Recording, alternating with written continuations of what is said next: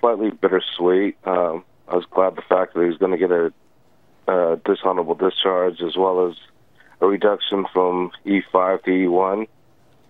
But upon hearing the no jail time, that was disappointing, to say the least. You were a witness against Bergdahl at his sentencing hearing. What did you tell the court? I told them the basic what happened during the mission that I was on, searching for a certain missing soldier in Afghanistan. I told them about the extent of my injuries and just a slight touch of any type of like PTSD, mental things I had as well. Could you describe for our audience the extent of your physical injuries? A RPG struck my hand and rifle, but it did not explode. So my right thumb was hanging off a little abnormally, not completely off, or severed, but it was just hanging off. My trigger finger, index finger, was split open like a hot dog. My middle ring and pinky finger were split at the knuckles. And then the second RPG, I got another piece of shrapnel in my left elbow. Some of your fellow soldiers were hit as well. Master Sergeant Mark Allen suffered a head wound, right? Correct. And I'm just wondering, when you were searching for Bergdahl, you were told that this was a soldier who was captured, or this was a soldier who was lost. What did they tell you about the search mission? Just that this particular fella had walked from a post. That was pretty much it. After that, there was, well, you know how soldiers kind of make up their own stories. There was a bunch of different reasons why people thought, but the first foremost thing was that he walked off. So did you have any suspicion at the time that he might have been deserting?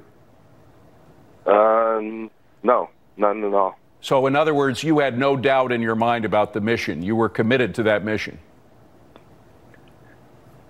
Well, I think the mission was FUBAR, kind of like how we all think of it first off, but I had no idea any of the gravity of the whole situation behind it.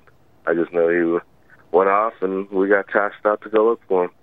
Now, President Trump has called the decision, the sentencing, a disgrace. Would you go that far?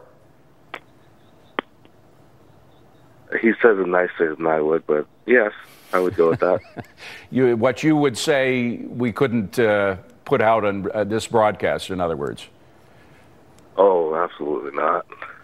So, despite your deep disappointment with the sentencing, is this an individual that you could ever forgive in your heart, or will you go to your grave wishing him the worst?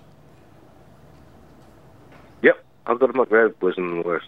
Yeah. I have a constant reminder every day of him when I, can't do certain things with my hand.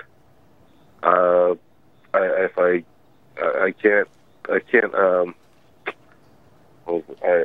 say this nicely? I can't correctly clean myself doing certain things. Yes.